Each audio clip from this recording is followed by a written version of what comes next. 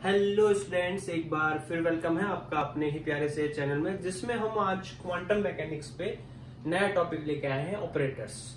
तो अब तक जो हमने क्वांटम मैकेनिक्स में पढ़ा है उसका एक बार शॉर्ट में जो है हम सार समझ लेते हैं कि क्या सार रहता है उसका।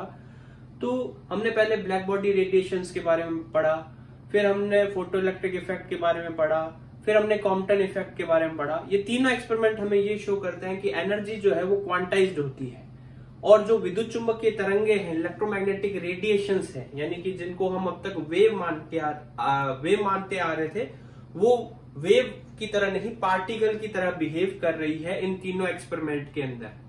ठीक है, और इसी तरह से हमने जो है डेविसन जर्मर का एक्सपेरिमेंट पढ़ा और उसमें जाना कि इलेक्ट्रॉन में भी डिफ्रैक्शन होता है, यानी कि इलेक्ट्रॉन एक वेव की तरह बिहेव कर रहा है। तो इससे जो है वो हमारा कंक्लूजन ये निकला कि कोई भी जो है वेव वो पार्टिकल की तरफ भी बिहेव कर सकती है और कोई पार्टिकल जो है वो वेव की तरफ बिहेव कर सकता है।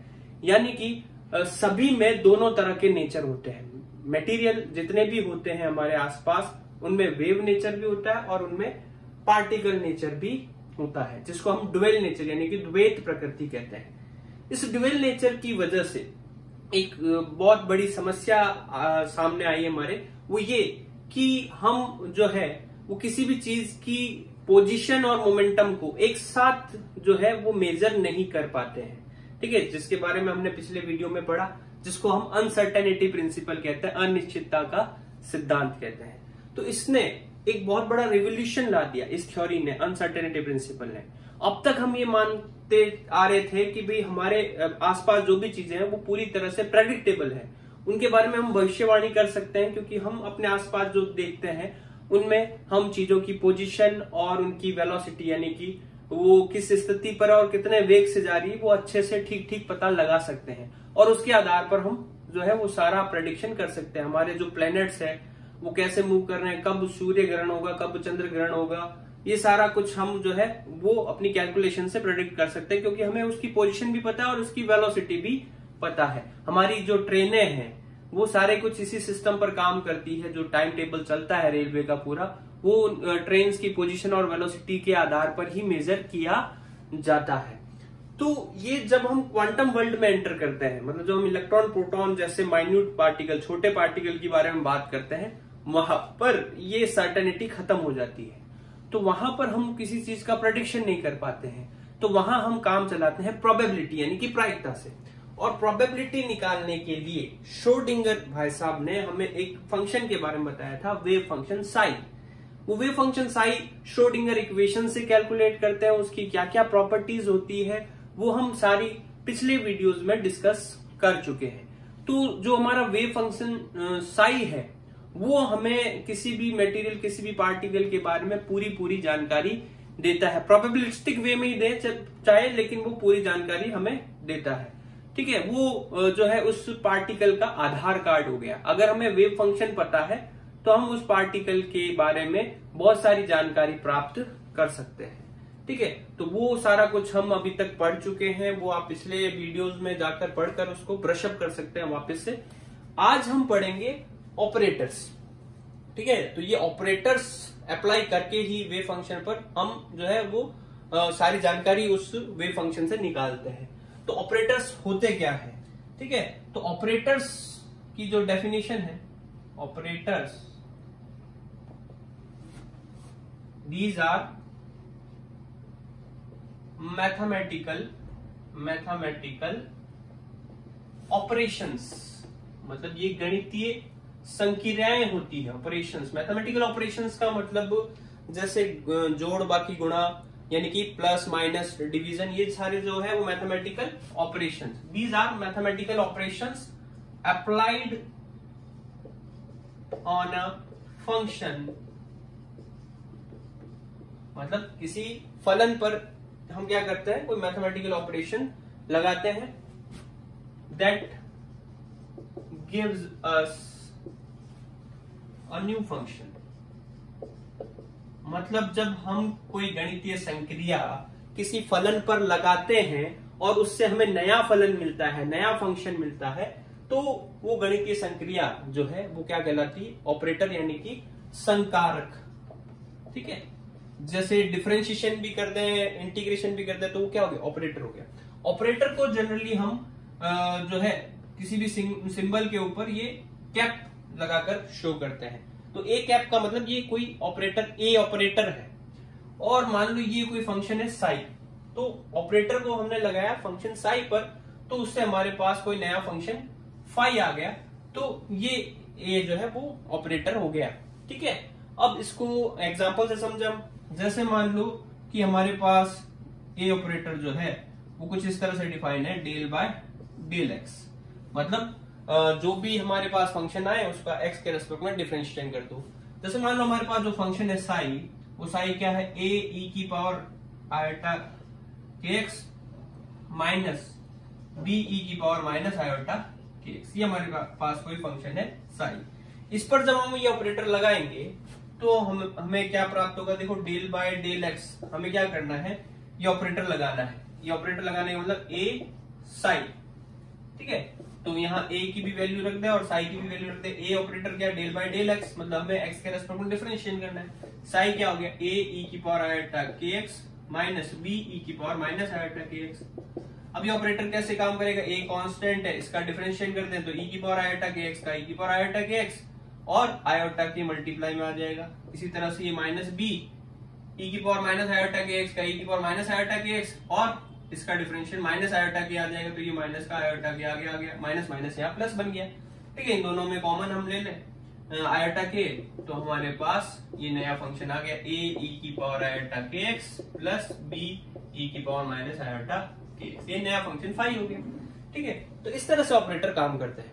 ऑपरेटर के बारे में आपको ये ध्यान में रखना है कि ऑपरेटर हमेशा फंक्शन के लेफ्ट साइड में लिखा जाएगा, यानी कि ऑपरेटर केवल उन्हीं फंक्शन पर वर्क करेगा जो फंक्शन ऑपरेटर के राइट साइड में हो। ठीक है, मतलब अगर मैं यहां पर इस साई को इधर लिख देता साई ए, तो ये ऑपरेटर इस फंक्शन पर वर्क नहीं करेगा, इसके राइट साइड में जो फंक्शन है उस पर ये वर्क करेगा। ठीक है, इसलिए हमेशा ध्यान रखना है कि अगर हम ए साई लिखते हैं, ए साई का मतलब तो ये हो गया कि ये ऑपरेटर इस फंक्शन पर काम कर रहा है, और इसका उल्टा लिख दें साई ए, तो ये दोनों आपस में बराबर नहीं होंगे, क्योंकि ये ऑपरेटर इस फंक्शन पर वर्क नहीं करेगा, ऑपरेटर वर्क करेगा इससे राइट साइड वाले फंक्शन पर, तो ये कभी भी आपस में बराबर नहीं होते। ठीक है, ये होते हैं ऑपरेटर। तो ऑपरेटर सबको समझ में आ गया। अब हम ऑपरेटर से नेक्स्ट पे आते हैं। अब हम पढ़ते हैं लीनियर ऑपरेटर्स। ठीक है, तो ये सबने नोट कर लिया होगा, हिंदी में मैंने बोल दिया है, इंग्लिश वालों ने नोट कर लिया होगा। अब हम पढ़ते हैं लीनियर ऑपरेटर्स। ठीक है, तो लीनियर ऑपरेटर्स क्या होते हैं उसको भी डिफाइन करते हैं हम।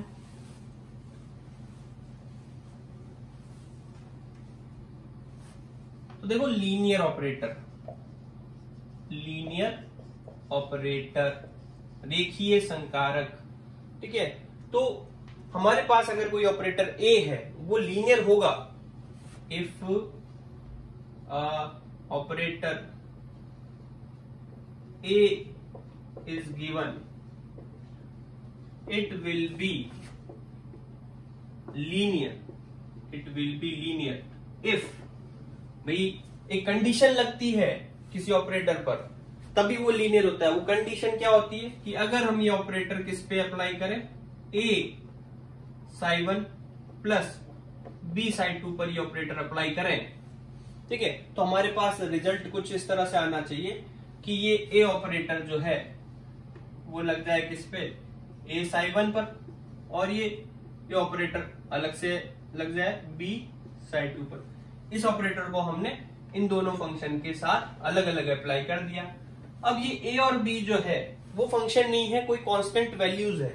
ठीक है, तो इसको हम सेपरेट कर देते हैं। तो ये ए बाहर आ गया, ये बन गया ए साई 1, बी बाहर आ गया ए साई 2। तो अगर हमारे पास ये एलएचएस दिया हुआ हो और ये हमारे पास आरएचएस आए और ये दोनों बराबर हो, तो हम कहेंगे कि ऑपरेटर लीनियर ऑपरेटर कहलाता है। मतलब हमने यहाँ पर दो प्रॉपर्टीज का यूज किया ऑपरेटर की।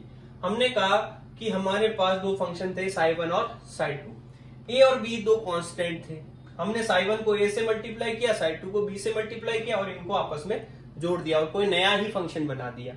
अब जब हम इस पर ऑपरेटर लगा रहे हैं तो वो ऑपरेटर कैसे काम कर रहा है, साई 1 पर अलग काम कर रहा है, साई 2 पर अलग काम कर रहा है, और जो कांस्टेंट है वो मल्टीप्लाई में आ रहे हैं, और ये इस तरह से रिजल्ट दे रहा है। तो इसको हम ऐसे लिख सकते हैं कि भाई ऑपरेटर लीनियर होगा अगर उसमें दो प्रॉपर्टी होगी। पहली प्रॉपर्टी क्या होगी कि अगर हम दो फंक्शन को ऐड करें और फिर उस पर ऑपरेटर लगाएं, या यूं कह दें कि हमने पहले जो है दो फंक्शन पर अलग अलग ऑपरेटर अप्लाई किया और फिर उन दोनों को ऐड करें, तो दोनों से सेम रिजल्ट आ रहा है, तो वो लीनियर ऑपरेटर होगा। ठीक है, समझ रहे हो बात को। पहले हमने क्या किया, दोनों फंक्शन को ऐड किया, साई 1 और साई 2 को ऐड किया, फिर उस पर ऑपरेटर लगाया, या फिर हमने क्या किया कि पहले हमने ऑपरेटर लगाया साई 1 पर, फिर ऑपरेटर लगाया साई 2 पर, फिर बाद में इसको ऐड किया। ठीक है, तो दोनों से सेम रिजल्ट आ रहा हो। या दूसरी जो प्रॉपर्टी है वो क्या होनी चाहिए कि अगर हम किसी भी फंक्शन को पहले मल्टीप्लाई कर दें किसी कांस्टेंट से, ठीक है, फिर उस पर ऑपरेटर लगाएं, या फिर हम क्या करें कि किसी ऑपरेटर को अप्लाई कर दें किसी फंक्शन पर, फिर उसको कांस्टेंट से मल्टीप्लाई करें, तो उससे भी सेम रिजल्ट आ रहा हो, तो हम कहेंगे कि वो ऑपरेटर क्या है, लीनियर ऑपरेटर है।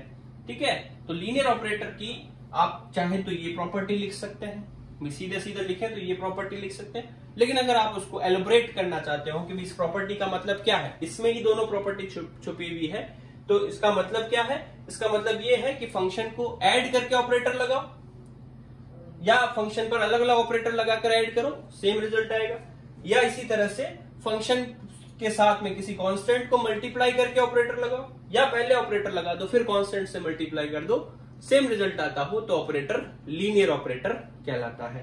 ठीक है, तो ये सबको क्लियर हो गया। हिंदी में इसको बोलेंगे हम रेखीय संकारक। ठीक है, तो कोई भी संकारक ए रेखीय होगा यदि वो इन स्थितियों का पालन करता है। सबको समझ में आ गया, नोट कर लो इसको। ठीक है, स्क्रीनशॉट ले लो। हो गया, ये लीनियर ऑपरेटर भी सबको समझ में आ गया। अब हम लीनियर ऑपरेटर्स की कुछ प्रॉपर्टीज डिस्कस करते हैं। तो देखो, लीनियर ऑपरेटर्स की जो प्रॉपर्टीज है वो क्या क्या हो सकती है। प्रॉपर्टीज ऑफ लीनियर ऑपरेटर, मतलब रेखीय संकारकों की जो है वो क्या क्या गुण हो सकते हैं। तो पहला जो गुण है, यानी कि पहली जो प्रॉपर्टी, वो आपको ये ध्यान में रखनी है कि अगर हमारे पास ए और बी दो लीनियर ऑपरेटर है, if we have two linear operators A and B, then A plus B and A minus B will also be the linear operator। ठीक है, A और B अगर हमारे पास लीनियर ऑपरेटर है तो A और B का जोड़ और A और B का डिफरेंस, ये भी क्या होंगे, लीनियर ऑपरेटर होंगे। ठीक है, A प्लस बी भी लीनियर ऑपरेटर होगा और A माइनस बी भी लीनियर ऑपरेटर होगा। इसको हिंदी में ऐसे बोल सकते हैं कि अगर हमारे पास दो रेखीय संकारक A और B है तो A और B का जोड़ और A और B का अंतर भी क्या होंगे, लीनियर यानी कि रेखीय संकारक होंगे। ये तो हो गई पहली प्रॉपर्टी, आसान सी बात है, इसको नोट कर लिया होगा। अब नेक्स्ट प्रॉपर्टी डिस्कस करते हैं। दूसरी प्रॉपर्टी जो होती है लीनियर ऑपरेटर की वो ये होती है कि ये कम्यूटेटिव होती है। ठीक है, लीनियर ऑपरेटर्स आर एडेड कम्यूटेटिवली,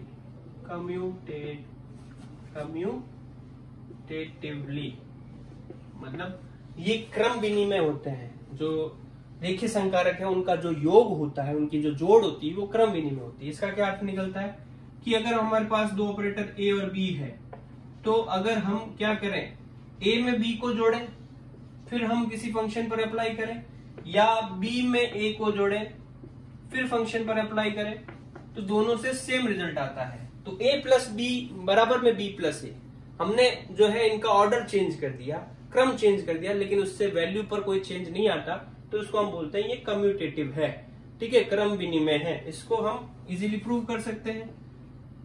तो आप देखो कि अगर मान लो हम यहाँ पर लीनियर ऑपरेटर की प्रॉपर्टी लगाएं तो हम इसको सेपरेट कर दें, A प्लस बी साई, ये LHS लिया हमने इस इक्वेशन का, इसको सॉल्व करें तो ये आ जाएगा ए साई प्लस बी साई। मान लो ऑपरेटर ए जब हम साई पर लगाते हैं तो हमारे पास फंक्शन फाई 1 आता है, ऑपरेटर बी जब हम साई पर लगाते हैं तो फंक्शन फाई 2 आता है, तो ये हमारे पास LHS आएगा। RHS देखो आप क्या आएगा, RHS हमारे पास ये है, ठीक है, बी प्लस ए साई। लीनियर ऑपरेटर की प्रॉपर्टी लगाएं, सेपरेट कर दें तो बी साई प्लस ए साई, तो बी को जब साई पे लगाएंगे तो हमारे पास फंक्शन फाई 2 आएगा और ये फाई 1 आएगा। तो देखो ये फाई 1 और फाई 2 क्या है, हमारे पास फंक्शन है, ठीक है। तो फंक्शन किसी भी तरह से हो सकते हैं, जैसे फाई 1 मान लो कि हमारे पास साइन आयोटा के एक्स है और फाई 2 जो है हमारे पास कॉस आयोटा के एक्स है। तो अगर मैं साइन में कॉस को जोड़ू या कॉस में साइन को जोड़ू, रिजल्ट क्या आना है, रिजल्ट सेम आना है। इसका मतलब कि जो लीनियर ऑपरेटर होते हैं वो क्रम विनिमय गुण का पालन करते हैं। समझ में आ गई बात? तो ये आप स्क्रीनशॉट ले लो, नोट्स जो है वो कॉपी कर लो, हो गया ये। चलो अब नेक्स्ट पे आते हैं।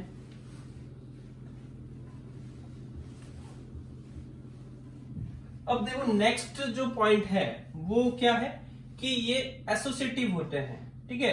Addition of linear operators, linear operators is associative,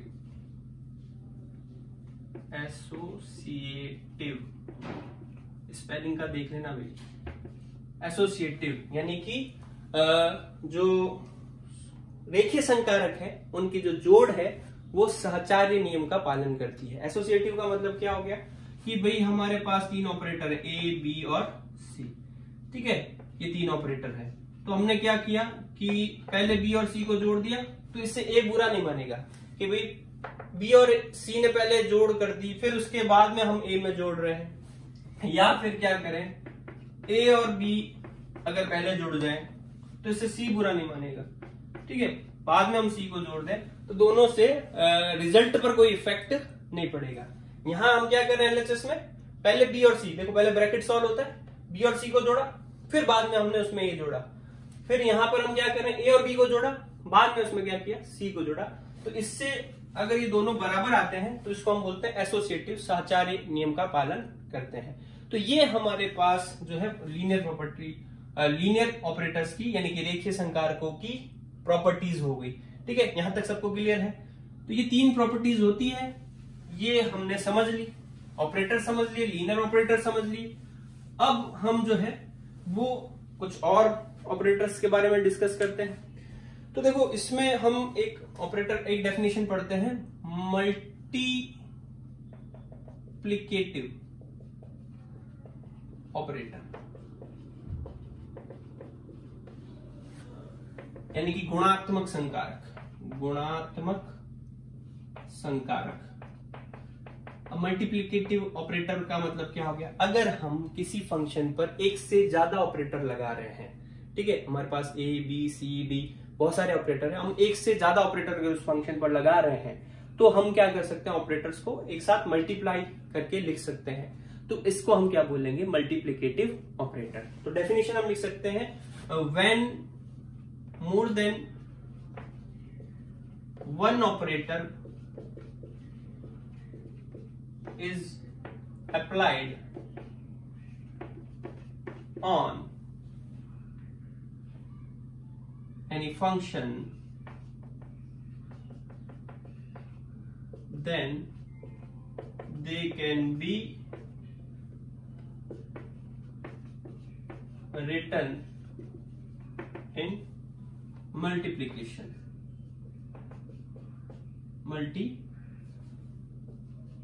multiplication with each other, this is called multiplication operator. जब एक से ज्यादा संकारक किसी फलन पर लग रहे हो तो वो एक दूसरे के साथ गुणा में लिखे जा सकते हैं, इसे गुणात्मक संकारक कहते हैं। तो सरलता के लिए हम केवल दो ही ऑपरेटर की बात करते हैं अभी। तो हमारे पास दो ऑपरेटर है, ए और बी।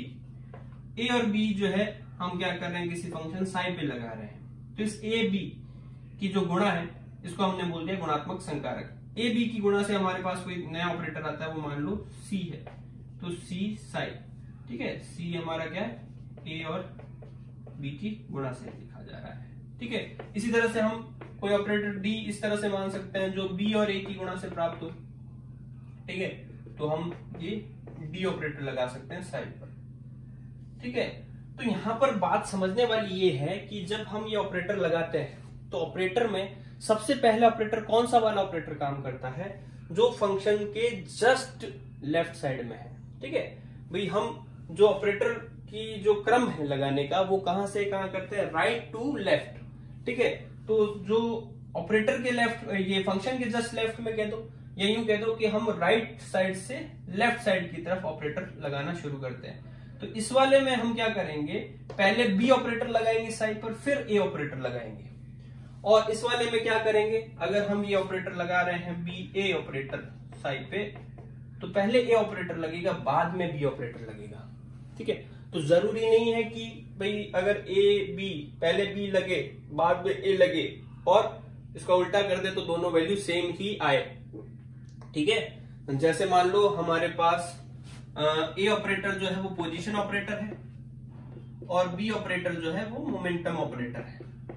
तो पोजीशन के लिए केवल हम जैसे एक्स डायरेक्शन में पोजीशन देखना चाहते हैं तो पोजीशन के लिए केवल उसका एक्स कोऑर्डिनेट देख लेते हैं। मोमेंटम के लिए ऑपरेटर जो है पिछले वीडियोस में हमने देखा था कि आयोटा एच का डेल वाई डेल एक्स होता है, ठीक है। और हमारे पास कोई फंक्शन है साई, ठीक है, साई मान लो है हमारे पास ए ई की पावर आयोटा के एक्स, ठीक है, ये हमारे पास फंक्शन साई है। तो अगर हम यहां पर ए बी ऑपरेटर लगा रहे हैं तो ए बी ऑपरेटर लगाने का मतलब ये हो गया कि हमें पहले कौन सा ऑपरेटर लगाना है, हमें क्रम कैसे चलना है, राइट टू लेफ्ट। तो पहले कौन सा ऑपरेटर लगाना है, बी ऑपरेटर लगाना है। बी ऑपरेटर क्या है, पहले मोमेंटम ऑपरेटर लगाएंगे, फिर हम पोजीशन ऑपरेटर लगाएंगे। तो पोजीशन ऑपरेटर तो एज इट इज पड़ा है एक्स, पहले मोमेंटम ऑपरेटर लगा देते हैं तो minus iota h cut del by del x, और ये ए ई की पावर आयोटा के एक्स। तो जब हम ये ऑपरेटर लगाएंगे तो ए कांस्टेंट है, बाहर आ जाएगा, ये ई की पावर आयोटा के एक्स का डिफरेंशिएशन ई की पावर आयोटा के एक्स, फिर आयोटा के एक्स का डिफरेंशिएशन आयोटा के। तो जब इसको सॉल्व करेंगे तो हमारे पास ये एक्स बड़ा है, यहां पर माइनस का ए आयोटा एच कट और आयोटा के और ई की पावर आयोटा के एक्स, ये हमारे पास आया। इसको और सिंप्लीफाई करें तो आयोटा आयोटा का मल्टीप्लाई माइनस का 1 और minus minus plus 1, x operator की जगह पर एक्स आ जाएगा और ये आ जाएगा ए एच कट के ई की पावर आयोटा के एक्स। ये हमारे पास ए बी ऑपरेटर लगाने पर वैल्यू आई, ठीक है। इसी तरह से अगर हम बी ए ऑपरेटर लगाते हैं तो क्या वैल्यू आती है, आइए देखते हैं, ठीक है। तो ये आपने नोट कर लिया होगा, इसको मैं यहाँ मिटा देता हूं, यहाँ पर एक्सप्लेन कर देते हैं आपको बी ऑपरेटर लगाने पर क्या आएगा। तो बी ए ऑपरेटर जैसे हम यहाँ पर लगाएंगे बी ए ऑपरेटर, तो इसका मतलब क्या हो गया, इसका मतलब ये हो गया पहले कौन सा ऑपरेटर काम करेगा, पहले ए ऑपरेटर काम करेगा। और ए ऑपरेटर हमारा क्या है, ए ऑपरेटर है हमारा एक्स, ठीक है। तो यहां हम एक्स साइड की जगह वैल्यू रख देते हैं ए ई की पावर आयोटा के एक्स, फिर हम बी ऑपरेटर लिखते हैं वो है माइनस का iota h cut del by del x, ठीक है। तो ये ऑपरेटर काम करने का मतलब एक्स से इसका मल्टीप्लाई होगा, उसके बाद में इसका डिफरेंशिएशन होगा। तो जब आप इसका डिफरेंशिएशन करोगे तो u इंटू वी से करना पड़ेगा, पहले आपको इसको कांस्टेंट मानकर इसका करना है, फिर इसको कांस्टेंट मानकर इसका करना है। तो इससे आप देखोगे कि दोनों रिजल्ट सेम नहीं आएंगे। तो ए बी, ये जो मल्टीप्लिकेटिव ऑपरेटर होता है ए बी, जरूरी नहीं होता कि वो बी ए के बराबर हो, ठीक है। ये चीज हमें ध्यान में रखनी है। अब अगर हम मल्टीप्लिकेटिव ऑपरेटर एक ही ऑपरेटर को हम बार बार लगा रहे हैं, जैसे हम ए ये 3 बार लगा रहे हैं किसी फंक्शन पर, तो हम ऐसे इसको ऐसे लिख सकते हैं ए की पावर 3 साइन। मतलब अगर हम किसी ऑपरेटर को रिपीट कर रहे हैं तो उसको पावर के फॉर्म में लिख सकते हैं। क्लियर है ये बात, ठीक है। तो ये हो गया मल्टीप्लिकेटिव ऑपरेटर, नोट हो गया, समझ में आ गया, मिटा लो, चलो मिटा लेता हूं मैं। अब देखो हम पढ़ते हैं कुछ और ऑपरेटर्स, छोटे छोटे ऑपरेटर्स हैं, ध्यान में रखना है हमें। एक होता है यूनिट ऑपरेटर, ठीक है, सिंपल सी डेफिनेशन है इसकी। यूनिट ऑपरेटर, यूनिट ऑपरेटर यानी कि एकांक संकारक या इकाई संकारक। तो नाम से क्लियर हो रहा है, ऐसा ऑपरेटर जो अगर किसी फंक्शन पर लगाया जाए, ठीक है, मान लो वो ऑपरेटर 1 से डिनोट करूं, 1 के ऊपर मैंने ऑपरेटर का साइन बना दिया, ठीक है, तो किसी फंक्शन पर लगाया जाए तो वापस अगर हमें वही फंक्शन मिलता हो तो उसको हम यूनिट ऑपरेटर कहते हैं। ठीक है, क्लियर है बात। इसी तरह से एक होता है नल ऑपरेटर, नल ऑपरेटर यानी कि शून्य संकारक। तो शून्य संकारक क्या होता है, अगर किसी ऑपरेटर पर, यदि किसी फंक्शन पर कोई ऑपरेटर लगाया जाए, ठीक है, उसको मैंने 0 से डिनोट किया और हमें रिजल्ट क्या मिले, 0 मिले, तो उस ऑपरेटर को हम नल ऑपरेटर यानी कि शून्य संकारक कहते हैं। ठीक है, तो इस तरह से हमने आज पढ़ा कि ऑपरेटर्स क्या होते हैं, लीनियर ऑपरेटर्स क्या होते हैं, उनकी प्रॉपर्टीज वगैरह क्या होती है। ठीक है, और हमने जो है मल्टीप्लिकेटिव ऑपरेटर के बारे में पढ़ा, फिर हमने यूनिट ऑपरेटर और नल ऑपरेटर के बारे में पढ़ा। ठीक है, तो ये हमने ऑपरेटर का बेसिक समझा। अब देखो, हम जो है जो क्वांटम मैकेनिक्स में जो क्वांटिटीज पढ़ते हैं, जो राशियां पढ़ते हैं, तो होती क्या है, पोजीशन, मोमेंटम, एनर्जी, यही वगैरह चीजें जो है हम क्वांटम मैकेनिक्स में पढ़ेंगे, तो उसको हम ऑपरेटर के टर्म में रिप्रेजेंट कर सकते हैं। ठीक है, तो हमारे पास जो है क्वांटम मैकेनिकली जो क्वांटिटीज है, क्वांटिटीज और उसका कॉरस्पॉन्डिंग ऑपरेटर जो है वो हमें पता होना चाहिए, उसका संकारक हमें पता होना चाहिए। तो अगर हमारे पास पोजीशन है, ठीक है, अगर हमारे पास पोजीशन है यानी कि स्थिति है, तो स्थिति का ऑपरेटर, जैसे अगर हम वन डायमेंशन की बात करते हैं तो केवल एक्स डायरेक्शन में जा रहे हैं तो उसकी ऑपरेटर को हम एक्स कैप, वाई डायरेक्शन में है तो वाई कैप, जेड डायरेक्शन में तो जेड कैप। एक्स कैप का मतलब क्या हो जाएगा, जो ऑपरेटर एक्स कैप होगा वो उसके एक्स कोऑर्डिनेट के बराबर होगा, वाई कैप जो होगा वो वाई कोऑर्डिनेट के बराबर होगा, और जेड कैप जो होगा वो जेड कोऑर्डिनेट के बराबर में होगा। इसका जनरल ऑपरेटर हम लिख देते हैं आर कैप, जो कि उसकी आर यानी कि पोजीशन वेक्टर के बराबर होता है। ये तो हो गया पोजीशन का ऑपरेटर। ठीक है, अब हम बात करते हैं मोमेंटम का ऑपरेटर, मोमेंटम यानी कि संवेग का ऑपरेटर। तो एक्स डायरेक्शन में अगर मोमेंटम है तो उसका ऑपरेटर होता है माइनस का आयोटा एच का डेल बाय डेल एक्स। ये कैसे होता है, ये मैंने श्रोडिंगर इक्वेशन जब डेराइव करवाई थी, पिछले वीडियोस में आप जाके देखें, श्रोडिंगर इक्वेशन जब डेराइव करवाई थी तो मैंने ये वहां पर डिफाइन किया था कि मोमेंटम का जो ऑपरेटर बनेगा वो क्या बनेगा, आयोटा एच कट, आगे माइनस का sign, del by del x. ये केवल एक्स डायरेक्शन के लिए हुआ। वाई डायरेक्शन में मोमेंटम अगर हमें निकालना है तो वो क्या हो जाएगा, minus iota h cut del by del y, और जेड डायरेक्शन में मोमेंटम निकालना है तो minus iota h cut del by del z. ठीक है, इस तरह से हम जो है मोमेंटम को ऑपरेटर को डिफाइन कर सकते हैं एक्स वाई जेड तीनों में। अगर हम बात करते हैं एनर्जी की, तो एनर्जी यानी कि ऊर्जा का जो ऑपरेटर होता है वो भी मैंने पिछले वीडियो में बताया था कि क्या होता है, आयोटा एच का डेल बाय डेल टी।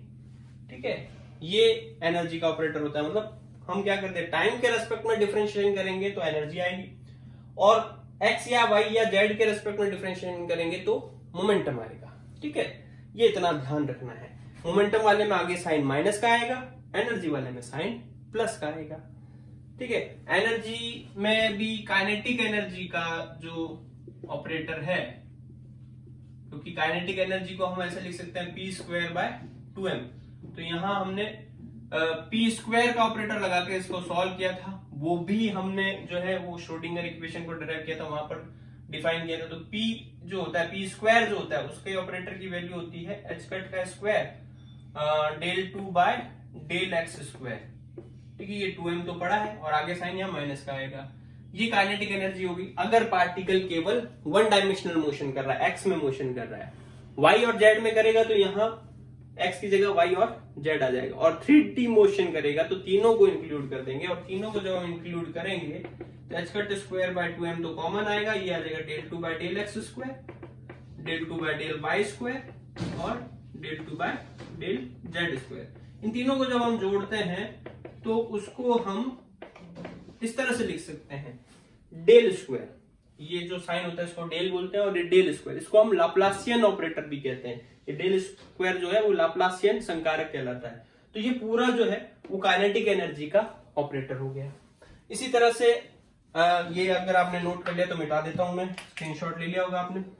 इसी तरह से हम जो है वो बात करें अगर पोटेंशियल एनर्जी यानी कि स्थितिज ऊर्जा की, पोटेंशियल एनर्जी स्थितिज ऊर्जा, तो स्थितिज ऊर्जा का जो ऑपरेटर है वो सीधा सीधा हम जो भी उसकी पोटेंशियल एनर्जी जो एक्स का फंक्शन है, एक्स के फंक्शन में लिख दें या वाई के फंक्शन में लिख दें या जेड के फंक्शन में लिख दें, वो फंक्शन ही क्या होगा, उसका ऑपरेटर होगा।